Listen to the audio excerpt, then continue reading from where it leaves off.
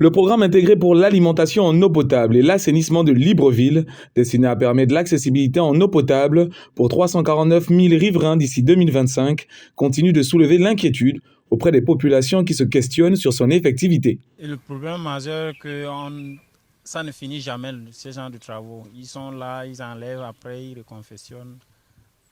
C'est tout un protocole, ça ne finit jamais. On ne voit pas l'eau et la route est abîmée. Au quartier Glace, à Wungwu-Kongol ou encore ici à Sotega, le bilan pour l'heure est assez flou. Des voiries détruites et toujours pas d'eau dans les pompes, et quand bien même, le débit des robinets laisse à désirer. Autant dire que c'est le statu quo total. Pourtant, cette situation impacte le quotidien des riverains. Bon, comme avant, il n'y avait pas d'abord ça, il n'y avait pas trop de soucis, vu qu'il n'y avait pas la boue. Maintenant que la saison de pluie a commencé, vu que moi je reste un peu en bas, et là-bas, on voit que la boue dérange trop, on ne peut pas sortir bien avec les chaussures bien propres.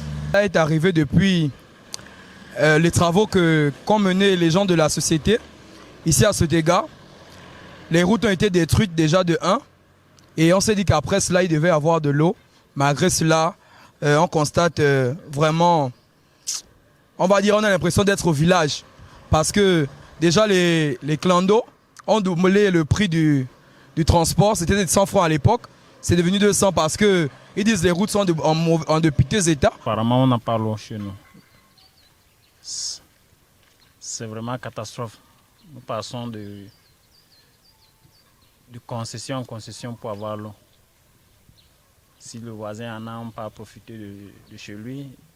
Et des fois aussi, on peut puiser dans les administrations. La poussière, les maisons, dans la maison même tu es là, la poussière vient, il y a les problèmes de grippe qui viennent et tout, c'est compliqué. Pour puiser de l'eau dans le quartier, vraiment, il faut attendre 22h, 23h, c'est compliqué. Même pour laver le linge. Pendant que les autres sont en train de dormir, c'est à cet instant que nous on profite pour laver le linge. C'est vraiment des situations pénibles. Pour nos mamans qui vont au travail, nos parents, c'est compliqué. Donc vraiment, essayer de trouver vraiment un moyen de régler cette situation.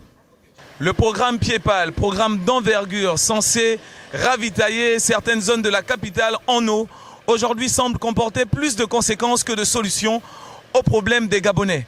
En témoigne cet espace que nous voyons, cet espace sous nos yeux, qui démontre bien là le danger aujourd'hui de ce chantier qui est en construction mais qui a l'air abandonné. Aujourd'hui, les populations se posent des questions tant les robinets sont toujours vides et les routes constituent de véritables problèmes pour ceux qui circulent. Qu'en est-il de l'avancement des travaux de ces chantiers? C'est la question que tout le monde se pose.